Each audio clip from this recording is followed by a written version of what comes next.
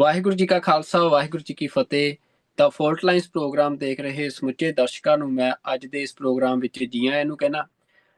ਦੁਨੀਆ ਦੇ ਵਿੱਚ ਇਸ ਸਮੇਂ ਸਭ ਤੋਂ ਵੱਧ ਸੰਜੀਦਗੀ ਦੇ ਨਾਲ ਜਿਹੜਾ ਮਸਲਾ ਵਿਚਾਰਿਆ ਜਾ ਰਿਹਾ ਉਹ ਕਲਾਈਮੇਟ ਚੇਂਜ ਦਾ ਆ। ਕਿਉਂਕਿ ਕਲਾਈਮੇਟ ਚੇਂਜ ਦਾ ਇਹ ਮਸਲਾ ਸਿਰਫ ਕਿਸੇ ਇੱਕ ਮੁਲਕ ਦਾ ਮਸਲਾ ਨਹੀਂ, ਇਹ ਸਾਰੀ ਧਰਤੀ ਦਾ, ਕੁੱਲ ਕਾਇਨਾਤ ਦਾ ਮਸਲਾ ਬਣਿਆ ਹੋਇਆ। ਮਨੁੱਖ ਨੇ ਕੁਦਰਤੀ ਵਸੀਲਿਆਂ ਦੀ ਵਰਤੋਂ ਜਿਹੜੀ ਆ ਉਹ ਇਸ ਤਰੀਕੇ ਨਾਲ ਕੀਤੀ ਕਿ ਹੁਣ ਸਾਇੰਸਦਾਨ ਜਿਹੜੇ ਆ ਉਹ ਇਹ ਦਾਅਵੇ ਕਰ ਰਹੇ ਆ ਕਿ ਜੇ ਮਨੁੱਖ ਦੀਆਂ ਕੁਦਰਤ ਦੇ ਨਾਲ ਇਹ ਖਿਲਵਾੜ ਵਾਲੀਆਂ ਕਾਰਵਾਈਆਂ ਇਸੇ ਤਰੀਕੇ ਚੱਲਦੀਆਂ ਰਹੀਆਂ ਤਾਂ ਕਲਾਈਮੇਟ ਚੇਂਜ ਦਾ ਜਾਂ ਕਲਾਈਮੇਟ ਕ੍ਰਾਈਸਿਸ ਦਾ ਜਿਹੜਾ ਮਸਲਾ ਆ ਉਹ ਜਿਵੇਂ ਕਿਸੇ ਸਮੇਂ ਪਰਮਾਣੂ ਬੰਬ ਦੇ ਬਾਰੇ ਕਿਹਾ ਜਾਂਦਾ ਸੀ ਕਿ ਪਰਮਾਣੂ ਬੰਬ ਦੇ ਨਾਲ ਜਾਂ ਨਿਊਕਲੀਅਰ ਬੰਬ ਦੇ ਨਾਲ ਜਿਹੜਾ ਆ ਦੁਨੀਆ ਤਬਾਹ ਹੋ ਸਕਦੀ ਆ, ਪਰ ਉਸ ਤੋਂ ਵੀ ਵੱਧ ਜਿਹੜੀ ਤਬਾਹੀ ਆ ਉਹ ਇਹ ਕਲਾਈਮੇਟ ਕ੍ਰਾਈਸਿਸ ਆਲਰੇਡੀ ਮਚਾ ਰਿਹਾ ਆ। ਭਾਵੇਂ ਸੁਨਾਮੀਆਂ ਦੇ ਰੂਪ ਚ ਹੋਵੇ, ਭਾਵੇਂ ਉਹ ਭੂਚਾਲ ਹੋਣ ਦੁਨੀਆ ਦੇ ਵਿੱਚ ਵੱਧ ਰਹੇ, ਭਾਵੇਂ ਉਹ ਹੜ੍ਹ ਹੋਣ, ਪੈ ਰਹੇ ਸੋਕੇ ਹੋਣ, ਚਾਹੇ ਫਿਰ ਵੱਖੋ ਵੱਖ ਮੁਲਕਾਂ ਦੇ ਵਿੱਚ ਜੰਗਲਾਂ ਦੇ ਵਿੱਚ ਲੱਗ ਰਹੀਆਂ ਅੱਗਾਂ ਦੀ ਗੱਲ ਹੋਵੇ। ਸੋ ਅੱਜ ਦੇ ਇਸ ਪ੍ਰੋਗਰਾਮ ਦੇ ਵਿੱਚ ਅਸੀਂ ਗੱਲਬਾਤ ਕਰਾਂਗੇ ਲੋਸ ਐਂਜਲਸ ਅਮਰੀਕਾ ਦੇ ਵਿੱਚ ਜਿਹੜੀ ਪਿਛਲੇ ਕੁਝ ਦਿਨਾਂ ਤੋਂ ਜਿਹੜੀ ਅੱਗ ਲੱਗੀ ਹੋਈ ਆ ਉੱਥੇ ਜੰਗਲਾਂ ਦੇ ਵਿੱਚ, ਜਿਹਦੇ ਚ ਕਿ ਬਹੁਤ ਵੱਡਾ ਨੁਕਸਾਨ ਹੋਇਆ।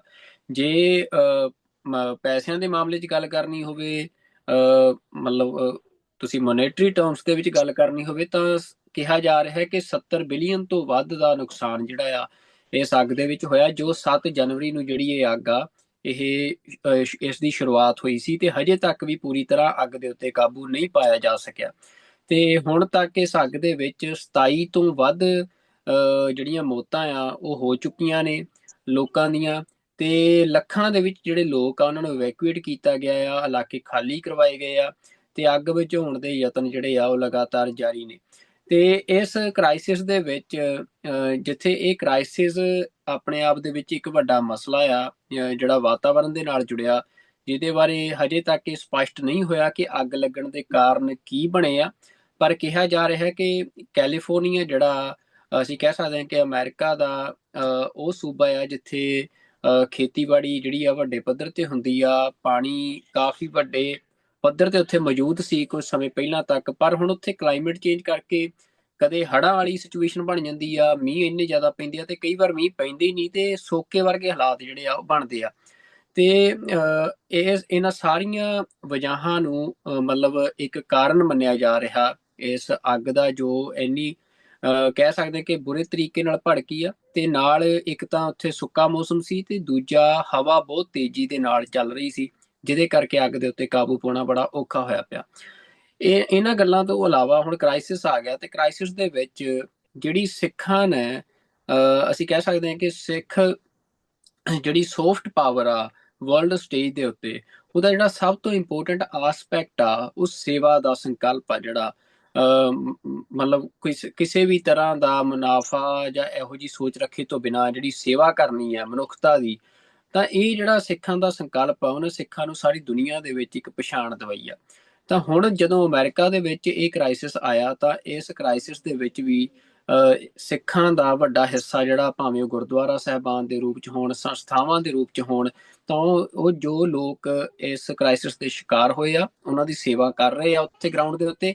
ਤੇ ਉਹਨਾਂ ਸੰਸਥਾਵਾਂ ਦੇ ਵਿੱਚੋਂ ਮੋਹਰੀ ਰੋਲ ਨਿਭਾ ਰਹੀ ਯੂਨਾਈਟਿਡ ਸਿੱਖ ਸੰਸਥਾ, ਜਿਹੜੀ ਕਿ ਹਰ ਥਾਂ ਦੇ ਉੱਤੇ ਜਦੋਂ ਵੀ ਇਸ ਤਰ੍ਹਾਂ ਦੇ ਕ੍ਰਾਈਸਿਸ ਹੁੰਦੇ ਆ ਤਾਂ ਉਹਨਾਂ ਦੇ ਵਿੱਚ ਸੇਵਾਵਾਂ ਦਿੰਦੇ ਆ ਆਪਣੀਆਂ ਜਾ ਕੇ, ਤੇ ਯੂਨਾਈਟਿਡ ਨੇਸ਼ਨ ਵੱਲੋਂ ਰੈਕੋਗਨਾਈਜ਼ਡ ਆ ਯੂਨਾਈਟਿਡ ਸਿੱਖਸ। ਤੇ ਇਸ ਕ੍ਰਾਈਸਿਸ ਦੇ ਵਿੱਚ ਵੀ ਯੂਨਾਈਟਿਡ ਸਿੱਖਸ ਦੇ ਜਿਹੜੇ ਸੇਵਾਦਾਰ ਨੇ ਉਹ ਲਗਾਤਾਰ ਲੋਕਾਂ ਦੀ ਮਦਦ ਕਰ ਰਹੇ ਆ, ਸੇਵਾ ਪਹੁੰਚਾ ਰਹੇ ਆ।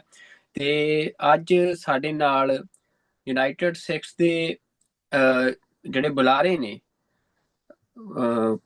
ਭਾਜੀ ਗੁਰਪ੍ਰੀਤ ਸਿੰਘ, ਮੈਂ ਨਾਂ ਸ਼ਾਇਦ ਮੈਨੂੰ ਕਰੈਕਟ ਕਰ ਦਿਓ ਭਾਜੀ ਜੇ ਮੇਰੇ ਤੋਂ ਨਾਂ ਦੇ ਵਿੱਚ ਕੋਈ ਕਤਾਈ ਹੋਈ ਹੋਵੇ। ਹਾਂਜੀ, ਤੇ ਗੁਰਵਿੰਦਰ ਸਿੰਘ ਇਹ ਯੂਨਾਈਟਿਡ ਸਿੱਖਸ ਦੇ ਸਪੋਕਸ ਪਰਸਨ ਨੇ ਤੇ ਅੱਜ ਸਾਡੇ ਨਾਲ ਇਸ ਫੋਲਟ ਲਾਈਨਸ ਪ੍ਰੋਗਰਾਮ ਦੇ ਵਿੱਚ ਜੁੜੇ ਆ।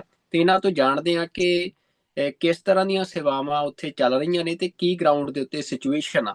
ਤਾਂ ਗੁਰਵਿੰਦਰ ਸਿੰਘ ਜੀ, ਮੈਂ ਤੁਹਾਨੂੰ ਜੀ ਆਇਆਂ ਨੂੰ ਕਹਿੰਦਾ ਜੀ ਦਾ ਫੋਲਟ ਲਾਈਨਸ ਪ੍ਰੋਗਰਾਮ ਤੇ। ਵਾਹਿਗੁਰੂ ਜੀ ਕਾ ਖਾਲਸਾ ਵਾਹਿਗੁਰੂ ਜੀ ਕੀ ਫਤਿਹ। ਹਾਂਜੀ ਸੁਖਵਿੰਦਰ ਸਿੰਘ ਜੀ, ਵਾਹਿਗੁਰੂ ਜੀ ਕਾ ਖਾਲਸਾ ਵਾਹਿਗੁਰੂ ਜੀ ਕੀ ਫਤਿਹ। ਪਹਿਲਾਂ ਤਾਂ ਅਸੀਂ ਤਹਿ ਦਿਲੋਂ ਧੰਨਵਾਦੀ ਹਾਂ ਤੁਹਾਡੇ ਤੇ ਟੀਵੀ 84 ਜੋ ਆਪਣੇ ਮੀਡੀਆ ਅਦਾਰੇ ਦਾ ਜੋ ਸਾਨੂੰ ਮੌਕਾ ਦੇ ਰਿਹਾ ਆ ਕਿ ਅਸੀਂ ਤੁਹਾਡੇ ਜਿਹੜੇ ਦਰਸ਼ਕ ਨੇ, ਸਾਡੇ ਵੀਰ ਨੇ, ਸਾਡੇ ਭੈਣ ਭਰਾ ਨੇ, ਉਹਨਾਂ ਦੇ ਰੂਬਰੂ ਆਪਣੀ ਗੱਲ ਰੱਖ ਸਕੀਏ। ਸੋ ਬਹੁਤ ਬਹੁਤ ਰਿਣੀ ਆ ਤੁਹਾਡੇ। ਬਿਲਕੁਲ ਗੁਰਵਿੰਦਰ ਭਾਜੀ, ਧੰਨਵਾਦ ਤੁਹਾਡਾ। ਤੇ ਤੁਸੀਂ ਮਤਲਬ ਜਿਹੜੀਆਂ ਉੱਥੇ ਸੇਵਾਵਾਂ ਚੱਲ ਰਹੀਆਂ ਨੇ, ਸਭ ਤੋਂ ਪਹਿਲਾਂ ਮੈਂ ਚਾਹੁੰਦਾ ਕਿ ਸਾਡੇ ਦਰਸ਼ਕਾਂ ਦੇ ਨਾਲ ਇਹ ਜਾਣਕਾਰੀ ਸਾਂਝੀ ਕਰੋ, ਕਿਉਂਕਿ ਪਿਛਲੇ ਕੁਝ ਦਿਨਾਂ ਤੋਂ ਜਿਹੜਾ ਅਮਰੀਕਨ ਮੀਡੀਆ ਆ ਉਹਦੇ ਵਿੱਚ ਵੀ ਇਸ ਗੱਲ ਨੂੰ ਇੱਕ ਵੱਡੀ ਥਾਂ ਦਿੱਤੀ ਜਾ ਰਹੀ ਹੈ ਕਿ ਸਿੱਖ ਜਿਹੜੇ ਆ ਉਹ ਇਸ ਤਰ੍ਹਾਂ ਸੈਲਫਲੈਸ ਸਰਵਿਸ ਜਿਹੜੀ ਆ ਉੱਥੇ ਕਮਿਊਨਿਟੀਜ਼ ਦੀ ਕਰ ਰਹੇ ਆ। ਤੇ ਯੂਨਾਈਟਿਡ ਸਿੱਖਸ ਦਾ ਕਈ ਅਖਬਾਰਾਂ ਦੇ ਵਿੱਚ ਜਿਹੜੇ ਯੂਨਾਈਟਿਡ ਸਿੱਖਸ ਦੇ ਸੇਵਾਦਾਰ ਨੇ ਉਹਨਾਂ ਦੇ ਕਵਰ ਪਿਕਸ ਵੀ ਉਹਨਾਂ ਦੀਆਂ ਲੱਗੀਆਂ ਸੇਵਾ ਕਰਦਿਆਂ ਦੀਆਂ। ਤਾਂ ਇਸ ਸਮੇਂ ਕਿਸ ਤਰ੍ਹਾਂ ਦੀਆਂ ਸੇਵਾਵਾਂ ਯੂਨਾਈਟਿਡ ਸਿੱਖਸ ਉਹਨਾਂ ਪ੍ਰਭਾਵਿਤ ਇਲਾਕਿਆਂ ਦੇ ਵਿੱਚ ਕਰ ਰਿਹਾ ਹੈ? ਹਾਂਜੀ, ਸੋ ਸੁਖਿੰਦਰ ਭਾਈ, ਗੱਲ ਇਹ ਹੈ ਕਿ ਯੂਨਾਈਟਿਡ ਸਟੇਟਸ ਦੀ ਹੋਂਦ 1999 ਚ ਹੁੰਦੀ ਆ। ਉਦੋਂ ਤੋਂ ਹੁਣ ਤੱਕ 50 ਤੋਂ ਵੱਧ ਕੁਦਰਤੀ ਆਫਤਾਂ ਵਿੱਚ ਜਾਂ ਮਨੁੱਖਾਂ ਨੇ ਬਣਾਈ ਆਫਤ, ਜਿਵੇਂ ਯੂਕਰੇਨ ਦੀ ਜੰਗ ਹੋਵੇ, ਸੀਰੀਆ ਦੀ ਹੋਵੇ, ਉਸ ਦੇ ਵਿੱਚ ਯੂਨਾਈਟਿਡ ਸਟੇਟਸ ਦੇ ਸੇਵਾਦਾਰਾਂ ਨੇ ਜੰਗੀ ਪੱਧਰ ਤੇ ਸਹਾਇਤਾ ਕੀਤੀ ਆ, ਸੇਵਾ ਕੀਤੀ ਆ, ਤੇ ਪੱਗ ਦੀ ਪਹਿਚਾਣ ਵਧਾਈ ਆ, ਸਿੱਕੀ ਪਹਿਚਾਣ ਵਧਾਈ ਆ। ਸੋ ਇਸ ਰੂਪ ਦੇ ਵਿੱਚ ਜੇ ਅਸੀਂ LA ਦੀ ਗੱਲ ਕਰਦੇ ਹਾਂ, ਸਾਊਥ ਕੈਲੀਫੋਰਨੀਆ, ਉਸ ਇਲਾਕੇ ਜਾਂ ਉਸ ਖਿੱਤੇ ਦੀ ਗੱਲ ਕਰਦੇ ਹਾਂ, ਉੱਥੇ ਜੀ ਸਭ ਤੋਂ ਵੱਡਾ ਨਾ ਇੱਕ ਹੋਮਲੈਸ, ਜੇ ਤੁਸੀਂ ਦਾਇਰੇ ਦੀ ਗੱਲ ਦੇਖੋ ਕਿ ਕਿੰਨੇ ਛੋਟੇ ਦਾਇਰੇ ਦੇ ਵਿੱਚ ਕਿੰਨੇ ਜ਼ਿਆਦਾ ਹੋਮਲੈਸ ਨੇ। ਦੁਨੀਆ ਦੇ ਸਭ ਤੋਂ ਜ਼ਿਆਦਾ ਪਰ ਕੈਪੀਟਾ ਹੋਮਲੈਸ ਉਹ ਹੈਗਾ ਇਲਾਕਾ ਜਿਹਨੂੰ ਕਹਿੰਦੇ ਨੇ ਸਕਿਡ ਰੋ ਦੇ ਵਿੱਚ ਯੂਨਾਈਟਿਡ ਸਟੇਟਸ ਦੇ ਸੇਵਾਦਾਰਾਂ ਨੂੰ ਸੇਵਾ ਕਰਦੇ ਆ ਕਈ ਸਾਲ ਹੋ ਗਏ। ਉੱਥੇ ਸਹਾਇਤਾ ਪਹੁੰਚਾਉਂਦੇ ਆ, ਉੱਥੇ ਜਿਹੜਾ ਗਰਮ ਖਾਣਾ ਪਹੁੰਚਾਉਣਾ, ਲੰਗਰ, ਜਿਹੜਾ ਰਸਦ ਪਹੁੰਚਾਣੀ, ਕੱਪੜੇ ਲੀੜੇ ਪਹੁੰਚਾਣੇ, ਉਹ ਕਈ ਸਾਲਾਂ ਤੋਂ ਚੱਲ ਰਿਹਾ ਆ। ਅੱਛਾ, ਤੇ ਨਾਲੇ ਜਦ ਕੋਵਿਡ ਦੀ ਮਹਾਮਾਰੀ ਚੱਲੀ ਦੁਨੀਆ ਦੇ ਵਿੱਚ, ਉਸ ਵੇਲੇ ਪੰਜਾਬ, ਅਮਰੀਕਾ, ਯੂਰਪ, ਅਫਰੀਕਾ, ਕੋਈ ਕੋਨਾ ਨਹੀਂ ਛੱਡੇ ਯੂਨਾਈਟਿਡ ਸਟੇਟਸ ਨੇ ਜਿੱਥੇ ਸੇਵਾ ਨਾ ਕੀਤੀ ਹੋਵੇ। ਮੈਂ ਇੱਕ ਉਦਾਹਰਨ ਦੇ ਰਿਹਾ, ਆਰਟੀਜ਼ੀਆ ਸ਼ਹਿਰ ਇੱਕ ਹੈਗਾ ਸਦਰਨ ਕੈਲੀਫੋਰਨੀਆ ਦੇ ਵਿੱਚ, ਉਹਦੇ ਨੇ ਮੇਅਰ ਦੇ ਨਾਲ ਰਲ ਕੇ ਅਸੀਂ ਡਰਾਈਵ ਬਾਈ ਪੈਂਟਰੀ ਚਲਾਈ। ਕਹਿਣ ਦਾ ਭਾਵ ਆ ਕਿ ਇੱਕ ਲਿਫਾਫੇ ਦੇ ਵਿੱਚ 10-15 ਦਿਨਾਂ ਦੀ ਰਸਦ ਇਕੱਠੀ ਕਰਕੇ ਉਹ ਅਸੀਂ ਵੰਡ ਰਹੇ ਸੀਗੇ। ਪਰਿਵਾਰ ਗੱਡੀਆਂ ਚ ਆ ਰਹੇ ਨੇ ਤੇ ਉਹ ਜਿਹੜੀ ਸੇਵਾਵਾਂ ਨੇ ਉਪਲਬਧ ਕਰ ਰਹੇ ਨੇ। ਜਿੱਥੇ ਤੱਕ ਸਾਡੀਆਂ ਨਿਗਾਹਾਂ ਜਾਂਦੀਆਂ ਸੀ, ਉੱਥੇ ਤੱਕ ਗੱਡੀਆਂ ਦੀ ਲਾਈਨਾਂ ਲੱਗੀਆਂ ਸੀਗੀਆਂ, ਕਈ ਮੀਲ ਸਾਡੇ ਕੋਲ ਵੀਡੀਓਜ਼ ਪਏ ਨੇ। ਮੈਂ ਕਿਉਂ ਦੱਸ ਰਿਹਾ? ਕਿਉਂਕਿ ਹੁਣ ਜਦ ਸਾਡੇ ਸੇਵਾਦਾਰ LA ਦੀ ਧਰਤੀ ਤੇ ਨਿਯੁਕਤ ਹੁੰਦੇ ਨੇ ਤੇ ਜਾਂਦੇ ਨੇ, ਉਹੀ ਬੰਦੇ ਜਿਨ੍ਹਾਂ ਨੂੰ ਅਸੀਂ ਕਦੇ ਸਕਿਡ ਰੋ 'ਚ ਮਦਦ ਕੀਤੀ ਹੋਵੇ, ਜਿਨ੍ਹਾਂ ਦੀ ਅਸੀਂ ਕਦੇ ਕੋਵਿਡ ਵੇਲੇ ਮਦਦ ਕੀਤੀ ਹੋਵੇ, ਜਾਂ ਜਿਨ੍ਹਾਂ ਨੇ ਸਾਡੇ ਬਾਰੇ ਸੁਣਿਆ ਹੋਵੇ ਜਾਂ ਦੇਖਿਆ ਹੋਵੇ, ਉਹ ਸਾਨੂੰ ਕਹਿ ਰਹੇ ਨੇ ਅਸੀਂ ਤੁਹਾਡੀ ਦਸਤਾਰ ਪਹਿਚਾਣ ਲਈ, ਅਸੀਂ ਤੁਹਾਨੂੰ ਦੇਖਿਆ ਸੀ, ਤੁਸੀਂ ਇਹ ਸਾਲ ਇਸ ਸੇਵਾ ਕੀਤੀ ਸੀ, ਜਾਂ ਤੁਹਾਡੇ ਸੇਵਾਦਾਰ ਇੱਥੇ ਨਿਯੁਕਤ ਸੀਗੇ, ਜਾਂ ਤੁਹਾਡੇ ਬਾਰੇ ਅਸੀਂ ਪੜ੍ਹਿਆ, ਜਾਂ ਤੁਹਾਡੇ ਬਾਰੇ ਅਸੀਂ ਸੁਣਿਆ। ਸੋ ਉਹਨਾਂ ਦੇ ਜ਼ਿਹਨ ਵਿੱਚ ਪਹਿਲਾਂ ਹੀ ਇਹ ਸੀਗਾ ਕਿ ਜਿਹੜੇ ਦਸਤਾਰ ਵਾਲੇ ਨੇ ਉਹ ਮਸੀਹਾ ਬਣ ਕੇ ਸਾਡੇ ਲਈ ਬੋਲ ਰਹੇ ਨੇ, ਤੇ ਬੋਲੇ ਨੇ ਪਹਿਲਾਂ। ਸਗੋਂ ਕਹਿੰਦੇ ਸੀਗੇ ਕਿ ਅਸੀਂ ਦੂਜੀਆਂ ਸੰਸਥਾਵਾਂ ਦੀਆਂ ਤੰਬੂ ਜਾਂ ਉਹਨਾਂ ਦੇ ਕਾਰਗੁਜ਼ਾਰੀਆਂ ਦੇ ਜਿਹੜੇ ਉਹਨਾਂ ਨੇ ਢਾਂਚਾ ਬਣਾਇਆ ਹੋਇਆ ਸੀ, ਉਹਨੂੰ ਛੱਡ ਕੇ ਅਸੀਂ ਤੁਹਾਡੇ ਕੋਲ ਆ ਰਹੇ ਹਾਂ, ਕਿਉਂਕਿ ਸਾਨੂੰ ਪਤਾ ਸਾਨੂੰ ਤਾਜ਼ਾ ਤੇ ਗਰਮ ਖਾਣਾ ਮਿਲੇਗਾ। ਜਿਹੜੀਆਂ ਵੱਡੀਆਂ ਸੰਸਥਾਵਾਂ ਨੇ, ਰੈੱਡ ਕਰਾਸ ਹੋਵੇ, ਸਾਲਵੇਸ਼ਨ ਆਰਮੀ ਹੋਵੇ, ਬੜੇ ਵਧੀਆ ਕੰਮ ਕਰਦੇ ਨੇ ਸਾਰੇ, ਪਰ ਉਹ MREs ਵੰਡਦੇ ਹੁੰਦੇ ਨੇ। ਉਹ ਹੁੰਦੇ ਨੇ ਮੀਲਸ ਰੈਡੀ ਟੂ ਈਟ, ਸੁੱਕਾ ਰਾਸ਼ਨ ਹੁੰਦਾ ਹੈ, ਕਈ ਮਹੀਨੇ ਦਾ ਬੰਦ ਹੁੰਦਾ, ਬੰਦ ਡੱਬਿਆਂ 'ਚ, ਤੇ ਉਹ ਵੰਡਦੇ ਨੇ ਕਿਉਂਕਿ ਉਹ ਉਹਨਾਂ ਦੇ ਖਿੱਤੇ ਆਉਂਦੀ ਆ ਗੱਲ। ਪਰ ਸਿੱਖਾਂ ਦੇ ਜਿੰਮੇ, ਤੇ ਇਕੱਲੇ ਸਿੱਖਾਂ ਦੇ ਜਿੰਮੇ, ਤਾਜ਼ਾ ਤੇ ਗਰਮ ਖਾਣਾ ਲੰਗਰ ਦੇ ਰੂਪ ਵਿੱਚ ਉਹਨਾਂ ਨੂੰ ਛਕਣ ਨੂੰ ਮਿਲਦਾ ਆ।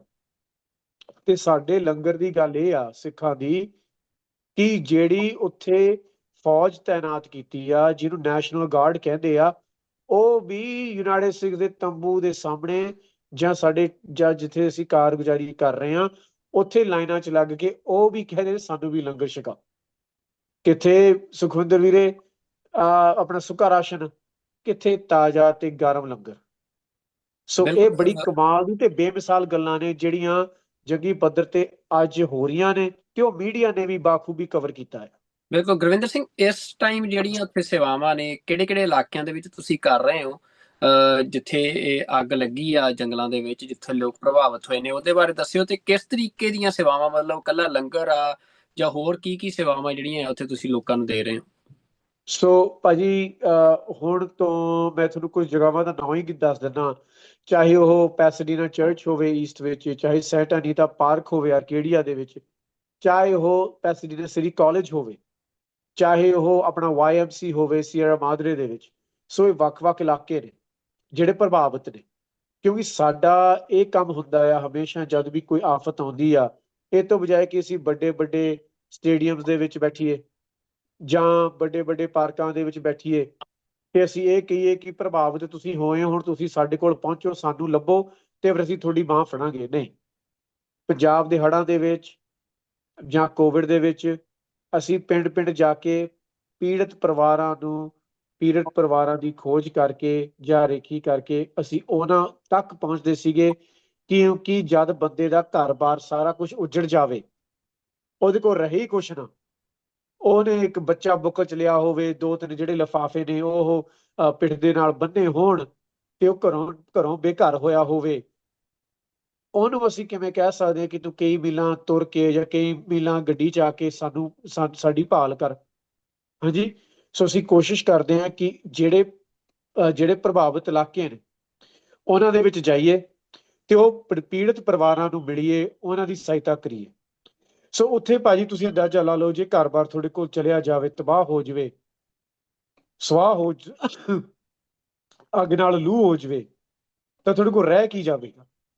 ਕੱਪੜੇ ਲੀੜੇ, ਸਾਬਣ ਸੋਡਾ, ਬੱਚਿਆਂ ਦੀ ਦਵਾਈਆਂ, ਬੱਚਿਆਂ ਦਾ ਖਾਣਾ, ਆਪਣੇ ਬੇਬੀ ਫੂਡ, ਨਾਲ ਦੀ ਨਾਲ ਬੇਬੀ ਫਾਰਮੂਲਾ, ਅੱਛਾ ਡਾਈਪਰਸ ਹੋ ਗਏ, ਅੱਛਾ ਹਾਈਜੀਨ ਦਾ ਸਮਾਨ ਹੋ ਗਿਆ, ਨਹਾਉਣ ਦਾ, ਸਾਫ਼ ਕਰਨ ਦਾ, ਲੇਡੀਜ਼ ਦਾ ਸਮਾਨ ਹੋ ਗਿਆ, ਆਪਣੇ ਨਾਲ ਦੀ ਨਾਲ ਦਵਾਈਆਂ ਹੋ ਗਈਆਂ, ਕਿਸੇ ਦੇ ਸੱਟ ਵੱਜੀ ਆ, ਕਿਸੇ ਦਾ ਸਿਰ ਦੁਖ ਰਿਹਾ, ਕਿਸੇ ਨੂੰ ਜ਼ੁਕਾਮ ਹੋ ਗਿਆ, ਇਹ ਸਾਰੀਆਂ ਚੀਜ਼ਾਂ ਉਪਲਬਧ ਨੇ, ਸਾਰੀਆਂ ਚੀਜ਼ਾਂ ਵੰਡੀਆਂ ਜਾ ਰਹੀਆਂ ਨੇ।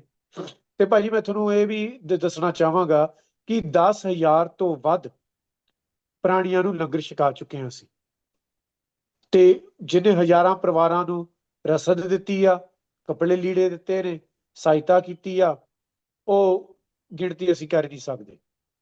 ਤੇ ਜਿਹੜੀ ਗੱਲ ਕੀਤੀ ਜਾ ਰਹੀ ਆ ਕਿ ਇਹ ਜਿਹੜਾ ਆਪਣੀ ਆਫਤ ਆਈ ਆ ਨਾ, ਇਹ ਰੈਕਡ ਤੋੜ ਆਫਤ ਆਈ ਆ। ਸਭ ਤੋਂ ਵੱਧ ਮਾਲੀ ਨੁਕਸਾਨ ਇਸ ਆਫਤ ਦਾ ਹੈ ਅਮਰੀਕਾ ਦੇ ਵਿੱਚ। ਕਹਿ ਰਹੇ ਨੇ ਕਿ 250 ਬਿਲੀਅਨ ਤੱਕ ਇਹ ਨੁਕਸਾਨ, ਜੇ ਆਫਤ ਛੂ ਜਾਵੇਗੀ, ਜੋ ਕੋਈ ਵੀ ਹਜੇ ਤੱਕ ਜਿਹੜੀ ਹੜ੍ਹ ਆਏ ਨੇ, ਆਪਣੇ ਬਾਲ ਬਰੋਲੇ ਆਏ ਨੇ, ਜਵਾਰ ਭਾਟੇ ਆਏ ਨੇ, ਅੱਗਾਂ ਲੱਗੀਆਂ ਨੇ, ਉਹ ਨੇੜੇ ਤੇੜੇ ਨਹੀਂ ਪਹੁੰਚ ਸਕੀਆਂ। 10,000 ਤੋਂ ਵੱਧ ਘਰ, ਬਿਜ਼ਨੈਸਿਸ ਤੇ ਕਈ ਮੀਲ ਦੇ ਇਲਾਕੇ ਪੂਰੇ ਪੱਧਰੇ ਹੋ ਚੁੱਕੇ। ਤੇ ਗੁਰਵਿੰਦਰ ਭਾਈ, ਇਹ ਵੀ ਦੱਸਿਓ ਵੀ ਕਿਹੋ ਜਿਹੇ ਇਲਾਕੇ, ਜਿਵੇਂ ਰੂਰਲ ਏਰੀਆ, ਕਿਉਂਕਿ ਕੁਝ ਜਿਹੜੀਆਂ ਵੀਡੀਓਜ਼ ਜਦੋਂ ਇਹ ਅੱਗ ਲੱਗੀ ਆ ਸਾਹਮਣੇ ਆਈਆਂ ਕਿ ਕੁਝ ਵੱਡੇ ਵੱਡੇ ਜਿਹੜੇ ਬੰਗਲੋਜ਼ ਨੇ, ਵਿਲਾਜ਼ ਨੇ, ਉਹ ਅੱਗ ਦੇ ਵਿੱਚ ਸੜ ਰਹੇ ਆ। ਪਰ ਹੋਰ ਵੀ ਜਿਵੇਂ ਜਿਹੜਾ ਨੁਕਸਾਨ ਆ ਉਹ ਰੂਰਲ ਏਰੀਏ 'ਚ ਜ਼ਿਆਦਾ ਹੋਇਆ, ਜਾਂ ਕਿਹੋ ਜਿਹੇ ਇਲਾਕੇ 'ਚ ਜ਼ਿਆਦਾ ਨੁਕਸਾਨ ਹੋਇਆ? ਤੇ ਖਾਸ ਤੌਰ ਤੇ ਜਿਵੇਂ ਤੁਸੀਂ ਗੱਲ ਕਰ ਰਹੇ ਹੋ ਕਿ ਹੋਮਲੈਸ ਲੋਕ ਜਿਹੜੇ ਆ ਉਹ ਬਹੁਤ ਨੇ ਉਸ ਇਲਾਕੇ ਦੇ ਵਿੱਚ, ਵੀ ਉਹ ਜਾਂ ਉਹਨਾਂ ਦੇ ਇਲਾਕਿਆਂ ਦਾ ਵੱਧ ਨੁਕਸਾਨ ਹੋਇਆ, ਮਤਲਬ ਕਿਸ ਤਰੀਕੇ ਦਾ ਨੁਕਸਾਨ ਉੱਥੇ ਹੋਇਆ ਆ? ਸੋ ਭਾਈ, ਮੈਲਬੂ ਇੱਕ ਬਹੁਤ ਅਮੀਰ ਇਲਾਕਾ ਆ ਜੋ ਬਿਲਕੁਲ ਸਮੁੰਦਰ ਦੇ ਕਿਨਾਰੇ ਤੇ ਆ। ਉਹੋ ਜਿਹੇ ਇਲਾਕਿਆਂ ਤੋਂ ਈਟਨ, ਪੈਲਸਾਈਡਸ ਹੇਠਾਂ ਆਉਂਦਿਆਂ ਹੋਇਆਂ ਇਹ ਜਿਹੜੀ ਆਫਤ ਆਉਂਦੀ ਆ ਨਾ, ਇਹ ਕਮਾਲ ਦੀ ਗੱਲ ਆ ਕਿ ਇਹ ਕਿਸੇ ਨੂੰ ਇਹ ਨਹੀਂ ਦੇਖਦੀ ਕਿ ਤੁਸੀਂ ਅਮੀਰ ਹੋ ਗਰੀਬ ਹੋ, ਤੁਸੀਂ ਪੜ੍ਹੇ ਲਿਖੇ ਹੋ, ਤੁਸੀਂ ਅਨਪੜ੍ਹ ਹੋ, ਤੁਹਾਡੀ ਦੁਨਿਆਵੀ ਸਮਝ ਕਿੰਨੀ ਆ, ਤੁਹਾਡੀ ਕਾਬਲੀਅਤ ਕਿੰਨੀ ਆ। ਜਿੱਥੇ ਇਹ ਪੂਰੇ ਇਲਾਕੇ ਨੂੰ ਮੀਲਾਂ ਬਰ ਮੀਲ, ਤੁਸੀਂ ਕਹਿ ਸਕਦੇ ਹੋ ਕਿ ਪੂਰੇ ਸ਼ਹਿਰਾਂ ਦੇ ਸ਼ਹਿਰ ਇਹਨੇ ਬਿਲਕੁਲ ਉੱਥੇ ਸਫਾਇਆ ਕਰ ਦਿੱਤਾ ਆ। ਤੇ ਜਿਹੜੇ ਸ਼ਹਿਰ ਨੇ, ਖਾਸ ਤੌਰ ਤੇ ਪੈਲਸਾਈਡਸ, ਉਹ ਤਾਂ ਤੁਸੀਂ ਐਵੇਂ ਲੱਗਦਾ ਆ ਜਿਵੇਂ ਕਿਸੇ ਨੇ ਉਹਦੇ ਉੱਪਰ ਪਰਮਾਣੂ ਬੰਬ ਸਿੱਟਿਆ ਹੋਵੇ। ਕੋਈ ਵੀ ਇਮਾਰਤ ਉੱਥੇ ਖੜੀ ਨਹੀਂ ਦਿਸਦੀ, ਸਾਰੀਆਂ ਹੀ ਤੁਸੀਂ ਜਿਵੇਂ ਆਪਣੇ ਖੰਡਰ ਹੁੰਦਾ ਆ, ਉਵੇਂ ਤੁਸੀਂ ਸੈਟਲਾਈਟ ਇਮੇਜਸ, ਤਸਵੀਰਾਂ ਤੋਂ ਵੀ ਦੇਖ ਸਕਦੇ ਹੋ ਕਿ ਉੱਥੇ ਕੋਈ ਜਾਨਵਰ ਉੱਥੇ ਦਾ ਮਤਲਬ ਕੋਈ ਪਰਿੰਦਾ ਵੀ ਪਰ ਨਹੀਂ ਮਾਰ ਰਿਹਾ। ਤੇ ਇਹ ਸੋ ਕਹਿਣ ਦਾ ਭਾਵ ਹੈ ਕਿ ਅਮੀਰ ਤੋਂ ਅਮੀਰ ਤੇ ਗਰੀਬ ਤੋਂ ਗਰੀਬ ਸਾਰੇ ਸੜਕਾਂ ਤੇ ਆ ਗਏ ਨੇ। ਵਾਹਿਗੁਰੂ ਜੀ ਖਾਲਸਾ ਫਤਿਹ ਜੀ।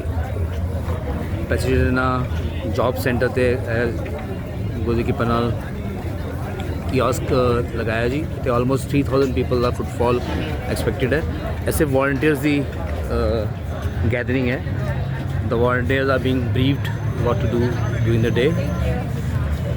इन्ना ही नहीं कि खाली ऐसे एरिया वॉलंटियर्स का है, then we have volunteers everywhere. उत्थे there is a spot across the road और जिथे मर्चेंडाइज लेआउट है, सो उतों मर्चेंट लगे लोग फूड कोर्ट इतने बनाया उन्होंने। ऑलरेडी 40 सेवा स्टार्ट हो गई है, तो गुरु का लंगर पैक हो रहा है।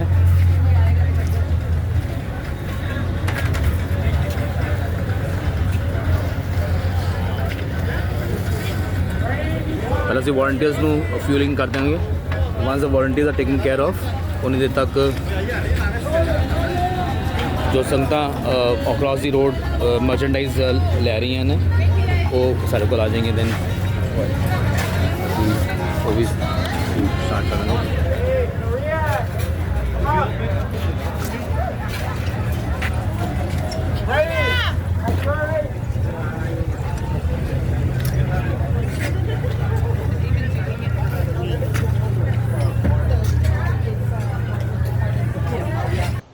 ਖਾਲਸਾ ਜੀ, ਫੌਜਾਂ ਗੁਰੂ ਨਾਨਕ ਸਾਹਿਬ ਦੀਆਂ ਡਟ ਗਈਆਂ ਨੇ ਜੀ। ਇਹ ਆਪਣੇ ਜੀ ਚਰਚ ਤੇ ਡਿਸਟ੍ਰੀਬਿਊਸ਼ਨ ਸੈਂਟਰ ਹੈ।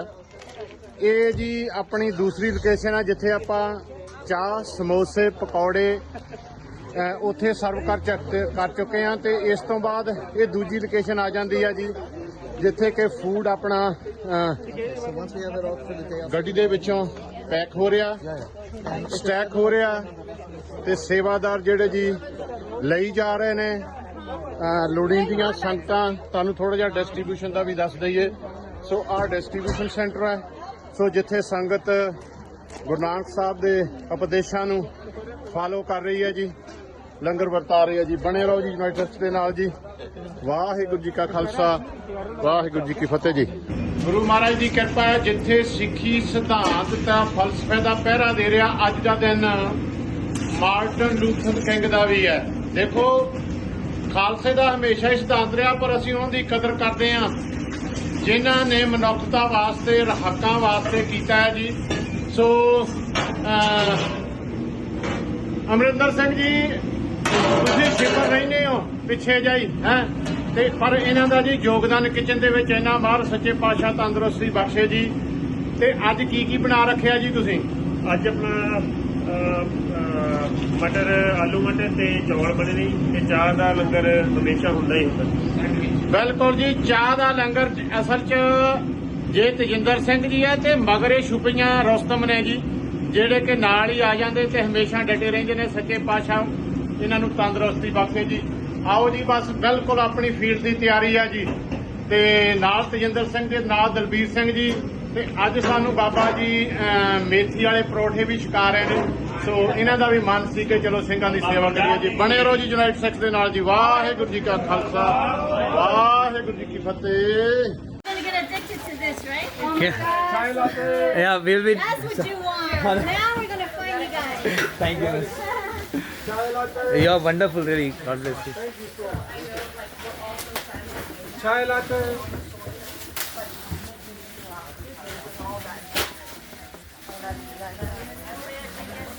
Chai latte. Chai latte.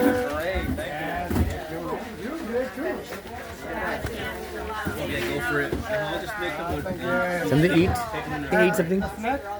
No, thank you. I'm good. But What you want? You want a picture? Oh, I'll thank you. I really appreciate it. I will perfect. Thank you. Take care.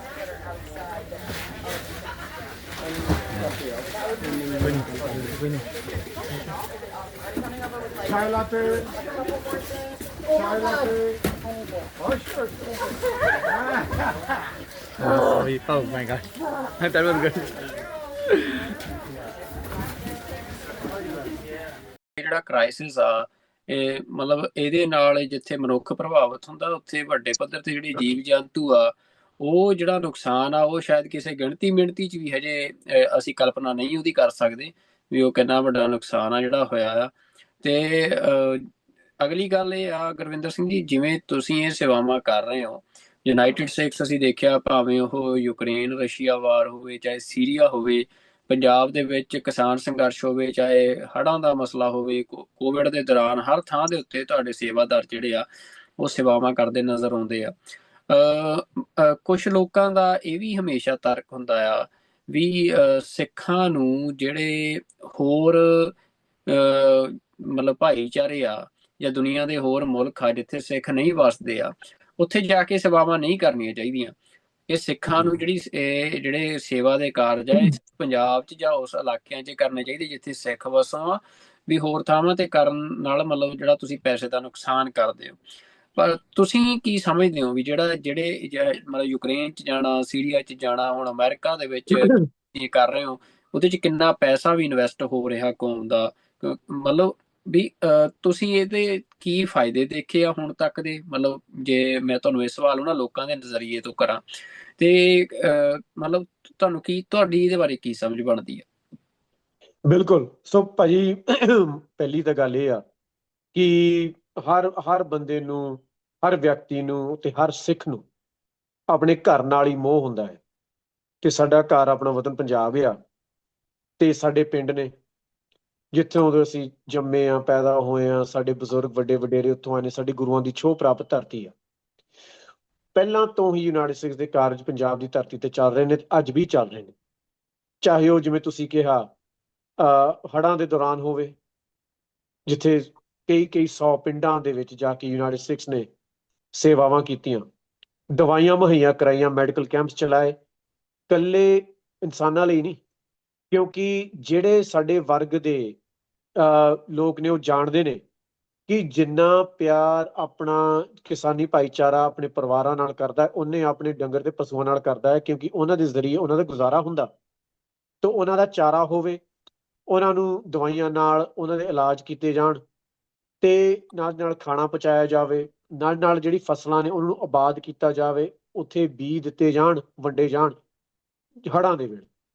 ਫਿਰ ਜਿਹੜਾ ਕਿਸਾਨੀ ਸੰਘਰਸ਼ ਚੱਲਿਆ ਕਈ ਸਾਲ, ਸਾਡੀਆਂ ਟੀਮਾਂ ਤਾਇਨਾਤ ਸੀ ਸਾਰੇ ਬਾਰਡਰਾਂ ਤੇ, ਚਾਹੇ ਠੀਕਰੀ ਬਾਰਡਰ ਹੋਵੇ, ਚਾਹੇ ਸ਼ੰਭੂ ਬਾਰਡਰ ਹੋਵੇ, ਚਾਹੇ ਗਾਜ਼ੀਆਬਾਦ ਦਾ ਜਿਹੜਾ ਬਾਰਡਰ ਹੋਵੇ, ਗਾਜ਼ੀਆਪੁਰ ਦਾ ਬਾਰਡਰ ਹੋਵੇ, ਤੇ ਉੱਥੇ ਸਾਡੇ ਸਗੋਂ ਗੁਰੂ ਨਾਨਕ ਦੀ ਹੱਟੀ ਖੋਲੀ ਗਈ ਸੀ ਕਿ ਕਿਸਾਨ ਆਉਣ, ਉੱਥੇ ਦਵਾਈਆਂ, ਉੱਥੇ ਸਾਬਣ ਸੋਡਾ, ਉੱਥੇ ਕੱਪੜੇ ਲੀੜੇ, ਉੱਥੇ ਜਰਾਬਾਂ, ਉੱਥੇ ਮੈਡੀਕਲ ਸਹੂਲਤਾਂ, ਉੱਥੇ ਆਪਣੇ ਕੀ ਕਹਿੰਦੇ ਨੇ ਪਾਣੀ, ਹਰ ਚੀਜ਼ ਉਪਲਬਧ ਸੀ ਤੇ ਕਿਸਾਨ ਅੰਦਰ ਜਾ ਰਹੇ ਸੀ ਜਿਵੇਂ ਮਾਰਕੀਟ ਹੁੰਦੀ ਆ, ਜਿਹੜੀ ਚੀਜ਼ਾਂ ਦੀ ਜ਼ਰੂਰਤ ਪੈ ਰਹੀ ਸੀ ਉਹ ਲੈ ਕੇ ਜਾ ਰਹੇ ਸੀ।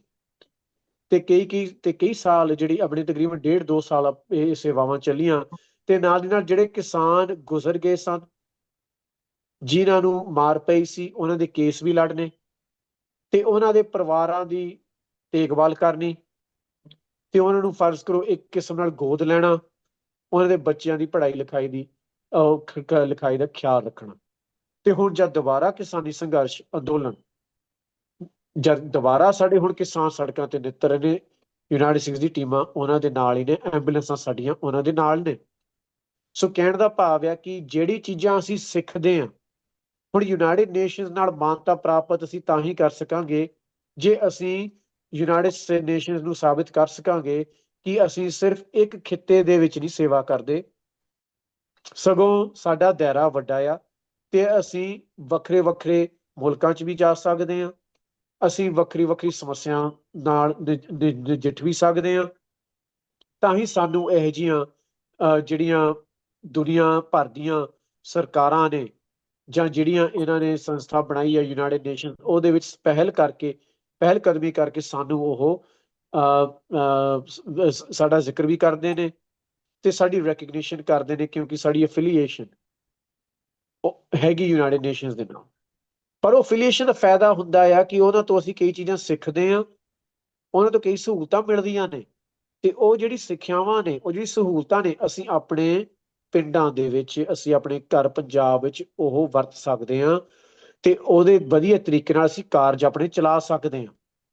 ਵਰਨਾ ਅਸੀਂ ਇਹ ਵੀ ਪੁੱਛ ਸਕਦੇ ਹਾਂ ਕਿ ਕੁਝ ਬੰਦਿਆਂ ਦੇ ਜਿਵੇਂ ਹੋ ਸਕਦਾ ਕਿ ਉਹ 1.5-2 ਸਾਲ ਕਿਸਾਨੀ ਮੋਰਚੇ ਵਿੱਚ ਆਪਣਾ ਕਾਰਜ ਚਲਾਉਂਦੇ ਰਹਿਣ, ਲੱਖਾਂ ਦੇ ਹਿਸਾਬ ਨਾਲ ਉਹ ਖਾਣਾ ਵਰਤਾਉਣ, ਉਹ ਪਾਣੀ ਦੇ ਟੈਂਕਰਾਂ ਨਾਲ ਉਹ ਪਾਣੀ ਪਹੁੰਚਾਉਣ, ਉਹ ਸੈਂਕੜੇ ਪਰਿਵਾਰਾਂ ਨੂੰ ਗੋਦ ਲੈਣ, ਉਹ ਸੈਂਕੜੇ ਪਰਿਵਾਰਾਂ ਦੇ ਕੇਸ ਲੜਨ।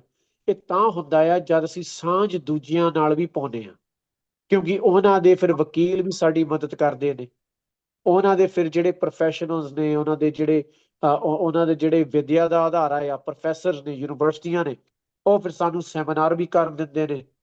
ਸੋ ਜਦ ਅਸੀਂ ਉਹਨਾਂ ਨਾਲ ਸਾਂਝ ਪਾਉਂਦੇ ਹਾਂ, ਕਿਉਂਕਿ ਉਹ ਇਹ ਦੇਖਦੇ ਨੇ ਕਿ ਯਾਰ ਇਹ ਸਾਡੇ ਲਈ ਵੀ ਬੋਲਦੇ ਨੇ, ਸਾਡੀ ਵੀ ਬਾਂਹ ਫੜਦੇ ਨੇ, ਫਿਰ ਉਹ ਸਾਡੀ ਨਾ ਬਾਂਹ ਫੜਨਗੇ। ਤੇ ਇੱਕ ਬਹੁਤ ਜ਼ਰੂਰੀ ਗੱਲ ਆ ਸੁਖਵਿੰਦਰ ਭਾਜੀ ਕਿ ਜਦ ਅਸੀਂ ਦਸਤਾਰ ਸਜਾ ਕੇ ਨਿੱਤਰਦੇ ਹਾਂ ਤਾਂ ਦੁਨੀਆ ਭਰ ਵਿੱਚ ਪ੍ਰਚਾਰ ਹੁੰਦਾ ਆ। ਅਸੀਂ ਆਪਣਾ ਬਿਰਤਾਂਤ ਸਿਰਜ ਸਕਦੇ ਹਾਂ। ਅਸੀਂ ਗੱਲਾਂ ਬਾਤਾਂ ਨਾਲ ਨਹੀਂ, ਅਸੀਂ ਮੈਦਾਨ ਵਿੱਚ ਨਿੱਤਰ ਕੇ ਉਹਨਾਂ ਨੂੰ ਦਿਖਾਉਂਦੇ ਹਾਂ ਕਿ ਸਹੀ ਮੈਨੇ ਸਿੱਖ ਕੌਣ ਨੇ, ਸਿੱਖਾਂ ਦੀ ਸੋਚ ਕੀ ਆ, ਸਿੱਖਾਂ ਦਾ ਫਲਸਫਾ ਕੀ ਆ, ਸਿੱਖਾਂ ਦੇ ਸਿਧਾਂਤ ਕੀ ਨੇ। ਸੋ ਇਹ ਤਾਂ ਕੋਈ ਦੋਰਾਵਾ ਨਹੀਂ ਕਿ ਪੰਜਾਬ ਤੋਂ ਬਿਨਾਂ ਸਿੱਖਾਂ ਦਾ ਕੁਝ ਹੈ ਨਹੀਂ।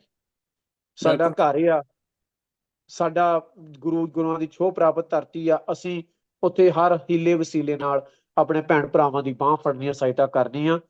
ਪਰ ਅਸੀਂ ਤਾਂ ਹੀ ਕਰ ਸਕਾਂਗੇ ਜੇ ਸਾਡੀਆਂ ਸਾਂਝਾਂ, ਜੇ ਸਾਡੀਆਂ ਪਹੁੰਚ, ਜੇ ਸਾਡੀ ਜਿਹੜਾ ਹੈਗਾ ਦਾਇਰਾ ਆ ਉਹ ਅਸੀਂ ਥੋੜਾ ਵਿਸ਼ਾਲ ਕਰਕੇ ਅਸੀਂ ਦੂਜੇ ਜਿਹੜੇ ਨਾਮਵਾਨ ਲੋਕ ਨੇ, ਸੰਸਥਾਵਾਂ ਨੇ, ਉਹਨਾਂ ਨੂੰ ਦੱਸਾਂਗੇ, ਉਹਨਾਂ ਨਾਲ ਸਾਂਝ ਪਾਵਾਂਗੇ, ਉਹਨਾਂ ਦੇ ਨਾਲ ਇਕੱਠੇ ਹੋ ਕੇ ਕਾਰਜ ਕਰਾਂਗੇ। ਸੋ ਤੇ ਨਾਲ ਦੀ ਨਾਲ ਭਾਜੀ ਆਪਣੇ ਜਿਹੜੇ ਬੱਚੇ ਹੁਣ ਬੁਲਿੰਗ ਹੁੰਦੇ ਨੇ ਸਕੂਲਾਂ 'ਚ, ਕਈ ਵਾਰ ਬੰਦੇ ਕਹਿੰਦੇ ਆ ਨਾ ਜੀ, ਹੁਣ ਬੁਲਿੰਗ ਘਟੇਗੀ ਕਿਵੇਂ? ਜਦ ਸਾਡਾ ਪ੍ਰਚਾਰ ਹੋਵੇਗਾ, ਜਦ ਸਾਡੀ ਪਹਿਚਾਣ ਵਧੇਗੀ। ਬਿਲਕੁਲ ਜੀ। ਗੁਰਵਿੰਦਰ ਸਿੰਘ ਜੀ, ਜਾਂਦੇ ਜਾਂਦੇ ਆਖਰੀ ਸਵਾਲ ਮੈਂ, ਜਿਵੇਂ ਤੁਸੀਂ ਇਹ ਸਾਰੇ ਸੇਵਾ ਦੇ ਕਾਰਜ ਕਰਦੇ ਹੋ, ਤੁਸੀਂ ਉਹਦਾ ਉਦੇਸ਼ ਵੀ ਦੱਸਿਆ, ਬੜਾ ਸੋਹਣਾ ਤੁਸੀਂ ਜਵਾਬ ਵੀ ਦਿੱਤਾ ਵੀ ਜਿਹੜਾ ਤੁਹਾਡਾ ਨਜ਼ਰੀਆ ਆ ਹੋਰ ਥਾਵਾਂ ਤੇ ਜਾ ਕੇ ਸੇਵਾ ਕਰਨ ਦੇ ਮਸਲੇ ਦੇ ਵਿੱਚ। ਤੇ ਜਾਂਦੇ ਜਾਂਦੇ ਇਹ ਵੀ ਜ਼ਰੂਰ ਦੱਸਿਓ ਵੀ ਇਹ ਜਿਹੜਾ ਮਤਲਬ ਸੰਸਥਾ, ਕਿਉਂਕਿ ਐਡਾ ਵੱਡਾ ਕਾਰਜ ਚਲਾਉਣਾ, ਉਹਦੇ ਲਈ ਭਾਵੇਂ ਮਾਇਆ ਦੀ ਗੱਲ ਹੋਵੇ ਜਾਂ ਹੋਰ ਰਸਤਾਂ ਦੀ ਗੱਲ ਹੋਵੇ, ਉਹ ਸਾਰਾ ਕੁਛ ਕਿ ਉਹਦਾ ਪ੍ਰਬੰਧ ਦਾ ਜ਼ਰੀਆ ਕੀ ਆ ਤੇ ਕਿਵੇਂ ਲੋਕ ਤੁਹਾਡੀ ਮਦਦ ਕਰ ਸਕਦੇ ਆ।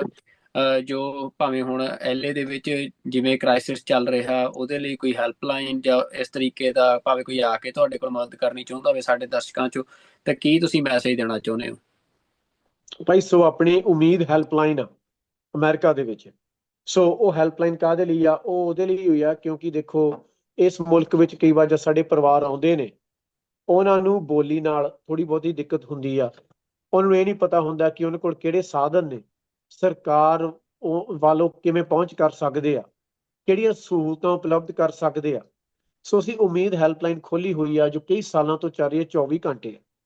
ਉਹ ਸਾਡੇ ਭੈਣ ਭਰਾਵਾਂ ਲਈ ਆ, ਸਾਡੀਆਂ ਭੈਣਾਂ ਲਈ ਆ, ਜੇ ਕਿਸੇ ਨੂੰ ਘਰੇਲੂ ਮੁਸ਼ਕਲਾਂ ਹੋਣ, ਸਾਡੇ ਬੱਚਿਆਂ ਲਈ ਆ ਜੇ ਉਹ ਮਾਨਸਿਕ ਤੌਰ ਤੇ ਥੋੜੇ ਬਹੁਤੇ ਦੁਖੀ ਹੋਣ, ਉਹ ਸਾਡੇ ਬਜ਼ੁਰਗਾਂ ਲਈ ਆ ਜੇ ਉਹ ਕੰਮਾਂ ਕਾਰਾਂ ਦੇ ਵਿੱਚ ਉਹਨਾਂ ਨੂੰ ਮੁਸ਼ਕਲਾਂ ਆਉਂਦੀਆਂ ਹੋਣ। ਸੋ ਉਹ ਸਾਡੀ ਉਮੀਦ ਹੈਲਪਲਾਈਨ ਭਾਜੀ ਨੰਬਰ ਸਾਡਾ ਹੈਗਾ। ਮੈਂ ਤੁਹਾਨੂੰ ਬੇਨਤੀ ਵੀ ਕਰਾਂਗਾ ਜਾਂ ਤੁਸੀਂ ਉਹ ਥੱਲੇ ਸਕਰੀਨ ਤੇ ਚਲਾ ਦਿਓ ਜਦ ਆਪਣੀ ਵੀਡੀਓ ਹੋਵੇਗੀ। ਉਹਦਾ ਨੰਬਰ ਹੈਗਾ ਭਾਜੀ 1-855 878 6333। ਉਹ ਹੈਗਾ ਵੀ 1855 US ਉਮੀਦ, ਕਿ ਸਾਡੇ ਭੈਣ ਭਰਾਵਾਂ ਨੂੰ, ਸਿੱਖਾਂ ਨੂੰ, ਪੰਜਾਬੀ ਭਾਈਚਾਰੇ ਨੂੰ ਉਮੀਦ ਹੋਵੇ ਕਿ ਉਹ ਇਕੱਲੇ ਨਹੀਂ, ਉਹਨੂੰ ਐਵੇਂ ਨਾ ਮਹਿਸੂਸ ਹੋਵੇ ਕਿ ਸਾਡੀ ਕੋਈ ਬਾਂਹ ਨਹੀਂ ਫੜ ਰਿਹਾ। ਸੋ ਉਹ ਤਾਂ ਸਾਡੀ ਹੈਲਪਲਾਈਨ ਹੈਗੀ ਆ। ਤੇ ਜਿਹੜੇ ਸਾਡੇ ਦੇਖੋ ਭਾਈ LA ਵਿੱਚ ਅੱਗਾਂ ਲੱਗੀਆਂ ਨੇ, ਸਾਡੇ ਸੇਵਾਦਾਰ ਨਿਊਯਾਰਕ ਤੋਂ, ਸਿਆਟਲ ਤੋਂ, ਸਟਾਕਟਨ ਤੋਂ, ਫ੍ਰੈਜ਼ਨੋ ਤੋਂ, ਫਰੀਮੌਂਟ ਤੋਂ ਤੇ ਨਾਲ ਦੀ ਨਾਲ LA ਤੋਂ ਮੈਦਾਨ ਵਿੱਚ ਨੇ। 35 ਤੋਂ ਵੱਧ ਸੇਵਾਦਾਰ ਲਗਾਤਾਰ ਜੁਟੇ ਹੋਏ ਨੇ। 5 ਵੱਖਰੀਆਂ ਜਗ੍ਹਾਵਾਂ ਤੇ ਰੋਜ਼ ਸੇਵਾ ਹੁੰਦੀ ਆ। ਆਪਣੇ ਵੀਰ ਸੈਕਰਾਮੈਂਟੋ ਤੋਂ ਕਈ ਘੰਟਿਆਂ ਦੀ ਡਰਾਈਵ ਕਰਕੇ, ਰਸਦ ਤਿਆਰ ਕਰਕੇ, ਵੈਨਾਂ ਵਿੱਚ ਲੱਦ ਕੇ ਪਹੁੰਚਦੇ ਨੇ। ਕੁਝ ਵੀਰ ਮੈਂ ਤੁਹਾਨੂੰ ਦੱਸਣਾ ਚਾਹਾਂਗਾ, ਤੇਜਿੰਦਰ ਸਿੰਘ ਹੁਣੀ ਸੈਕਰਾਮੈਂਟੋ ਤੋਂ ਆ ਕੇ ਉਹ ਕਈ ਘੰਟਿਆਂ ਦੀ ਡਰਾਈਵ ਕਰਕੇ ਸਮਾਨ ਲੈ ਕੇ ਰਾਸ਼ਨ ਪਾਣੀ ਲੰਗਰ ਪਾਣੀ ਦਾ ਪ੍ਰਬੰਧ ਰੋਜ਼ ਕਰਦੇ ਆ। 2 ਵਜੇ ਉੱਠ ਕੇ ਅੰਮ੍ਰਿਤ ਵੇਲਾ ਸੰਭਾਲਦੇ ਆ। 5 ਵਜੇ ਖਾਣਾ ਪਾਣੀ ਸ਼ੁਰੂ ਕਰਦੇ ਆ। 9 ਵਜੇ ਤਿਆਰ ਹੁੰਦਾ ਆ। 9 ਵਜੇ ਤੱਕ ਰਾਤ ਨੂੰ ਚੱਲਦਾ ਆ। ਦੁਬਾਰਾ ਅਸ਼ੇ ਦਿਨ ਸ਼ੁਰੂ ਕਰਦੇ ਆ। 2 ਵੇਲੇ ਅੰਮ੍ਰਿਤ ਵੇਲਾ ਸੰਭਾਲਦੇ। ਕਿਆ ਬਾਤ ਹੈ, ਕਿਆ ਕਲਾ ਹੈ ਗੁਰੂ ਦੀ। ਸੋ ਸਾਡੇ ਤੇ ਨਾਲ ਦੀ ਨਾਲ ਬੇਨਤੀ ਹੈ, ਜਿਹੜੇ ਦਾਨੀ ਸੱਜਣ ਪੈਸਾ ਦਾਨ ਕਰਦੇ ਨੇ, ਉਹਨਾਂ ਦੇ ਡਾਲਰ ਗਰੀਬ ਦਾ ਮੂੰਹ ਗੁਰੂ ਦੀ ਗੋਲਕ, ਗਰੀਬ ਦੇ ਤਨ ਢੱਕਣ ਨੂੰ ਜਾਂਦੇ ਨੇ, ਗਰੀਬ ਦੇ ਢਿੱਡ ਭਰਨ ਵਿੱਚ ਜਾਂਦੇ ਨੇ ਅਤੇ ਗਰੀਬ ਦੀ ਸਹਾਇਤਾ ਵੱਲ ਜਾਂਦੇ ਨੇ। ਸੋ ਜੇ ਤੁਸੀਂ ਦਾਨ ਕਰ ਸਕਦੇ ਹੋ ਤਾਂ ਜ਼ਰੂਰ ਕਰੋ। ਜੇ ਤੁਸੀਂ ਰਸਦ ਪਹੁੰਚਾ ਸਕਦੇ ਹੋ, ਸਾਡੇ ਨਾਲ ਸੰਪਰਕ ਕਰੋ ਕਿ ਕਿਹੜੀ ਕਿਹੜੀ ਚੀਜ਼ਾਂ ਦੀ ਜ਼ਰੂਰਤ ਹੈ, ਉਹ ਪਹੁੰਚਾਓ। ਜੇ ਤੁਹਾਡੇ ਕੋਲ ਸਮਾਂ ਆ ਤੇ ਤੁਸੀਂ ਮੈਦਾਨ ਵਿੱਚ ਤੁਸੀਂ ਖੁਦ ਜੰਗੀ ਪੱਧਰ ਤੇ ਸੇਵਾ ਕਰਨਾ ਚਾਹੁੰਦੇ ਹੋ, ਜ਼ਰੂਰ ਕਰੋ। ਜੇ ਤੁਸੀਂ ਇਸ ਇੰਟਰਵਿਊ ਨੂੰ ਸ਼ੇਅਰ ਕਰਕੇ ਬਾਕੀਆਂ ਨੂੰ ਦੱਸਣਾ ਚਾਹੁੰਦੇ ਹੋ ਕਿ ਕਿਹੋ ਜਿਹੇ ਕੰਮ ਹੋ ਰਹੇ ਨੇ, ਉਹ ਪਲੀਜ਼ ਕਰੋ।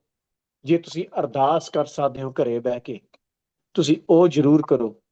ਪਰ ਸੁਖਵਿੰਦਰ ਵੀ ਮੇਰੇ ਵੱਲੋਂ ਬੇਨਤੀ ਹੈ ਤੇ ਸਿੱਖਾਂ ਤੋਂ ਅਸੀਂ ਆਸ ਹਮੇਸ਼ਾ ਰੱਖਦੇ ਹਾਂ ਤੇ ਸਾਨੂੰ ਪਤਾ ਕਿ ਉਹ ਹਮੇਸ਼ਾ ਨਿੱਤਰਨਗੇ। ਇਹ ਨਾ ਹੋਵੇ ਕਿ ਸਾਨੂੰ ਕੁਰਲਾਉਂਦੀ ਹੋਈ ਜਨਤਾ ਸੁਣੇ, ਸਾਨੂੰ ਸਾਡੇ ਭੈਣ ਭਰਾ ਬੇਘਰ ਦਿਸਦੇ ਹੋਣ ਤੇ ਅਸੀਂ ਕਰੀਏ ਕੁਛ ਨਾ। ਦੇਖੋ, ਸਾਡਾ ਇਤਿਹਾਸ ਗਵਾਹ ਆ ਕਿ ਹਮਲਾਵਰ ਧਾੜਵੀ ਹਮਲਾ ਕਰਦੇ ਨੇ, ਜਿਨ੍ਹਾਂ ਤੇ ਹਮਲਾ ਕਰਦੇ ਨੇ ਉਹ ਭੱਜ ਜਾਂਦੇ ਨੇ, ਉਹ ਝੁਕ ਜਾਂਦੇ ਨੇ, ਉਹ ਡਰ ਜਾਂਦੇ ਨੇ, ਉਹ ਲੁਕ ਜਾਂਦੇ ਨੇ। ਪਰ ਮੈਦਾਨੇ ਜੰਗ ਵਿੱਚ ਸਾਡੇ ਵੱਡੇ ਵਡੇਰੇ ਉਸ ਧਾੜਵੀਆਂ ਦਾ ਮੁਕਾਬਲਾ ਕਰਦੇ ਨੇ।